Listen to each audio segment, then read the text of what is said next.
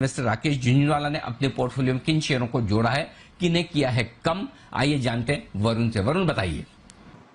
Definitely Anil ji, देखिए करीब 12 stocks है जिनमें बदलाव किए गए हैं। उसमें से 7 स्टॉक्स ऐसे हैं जिनमें उन्होंने अपनी हिस्सेदारी कम की है या फिर बेच दिए हैं, और 5 स्टॉक्स ऐसे हैं जिनमें उन्होंने अपनी हिस्सेदारी बढ़ाई है। सबसे पहले उन स्टॉक्स की बात करते हैं जहाँ पे हिस्सेदारी बढ़ाई गई है। उसमें सबसे आगे तो एमसीएक्स का काउंटर है। 4.9% अब हिस्सेदारी हो गई है, 3.92% थी, यानी कि करीब करीब 1% के आसपास हिस्सेदारी बढ़ाई गई है। अगला काउंटर है फोर्टिस हेल्थकेयर, यहाँ पे मार्च क्वार्टर में हिस्सेदारी बढ़ाई गई है। जुबिलेंट फार्मा, एग्रोटेक फूड और टीवी18, ये वो स्टॉक्स है जहाँ पे हिस्सेदारी बढ़ाई गई है। तो इससे एक बात तो समझ में आता है कि इनको फार्मा स्टॉक्स काफी पसंद आ रहे हैं, क्योंकि फोर्टिस हेल्थकेयर और जुबिलेंट फार्मा, ये दो फार्मा से रिलेटेड काउंटर्स है हेल्थ केयर से, जहाँ पे इन्होंने हिस्सा बढ़ाया है। अब हिस्सा कम कहाँ किया है, तो एक तो हम सब जानते हैं कि टाइटन, ये वो स्टॉक है जहाँ पे इन्होंने अपना हिस्सा कम किया है। 5.32% हिस्सा कम करके अब 5.06% हो गया है। और एक Tata group company Tata communication, यहाँ पे भी हिस्सा कम किया गया है, 1.12% से कम करके 1.04%। यानी कि टाटा ग्रुप की जो कंपनीज है उनसे ये अब थोड़े दूर रह रहे हैं, वहां पे ये बिकवाली कर रहे हैं।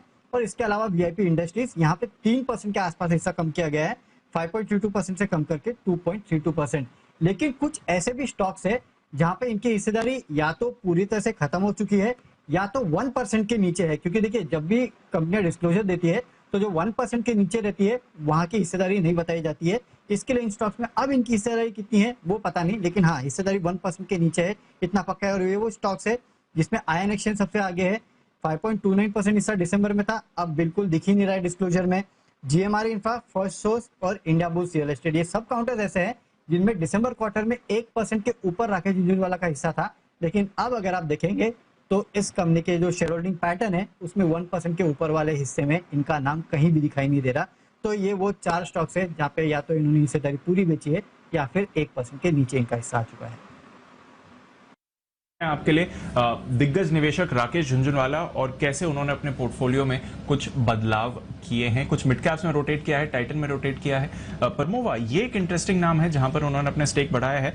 बंसल जी, आज तो ऑफ कोर्स थोड़ी मुनाफा वसूली दिख रही है जिस तरह से पूरा फार्मा स्पेस नीचे है, बट जब से ये डीमर्ज होकर सेपरेटली लिस्ट हुई है कंपनी, तब से अच्छे एक्शन में रही है। और उसके बाद एक डिप आया था, उस डिप के बाद इस पूरे अप्रैल के महीने में हमने देखा है कि लगभग 20% की रैली जुबिलेंट फार्मा में आई है। बताएं सर, कोई इंटरेस्टिंग लेवल्स इसके लिए आगे जाकर भी ऐसा ही मोमेंटम देख रहे हैं इस काउंटर पर?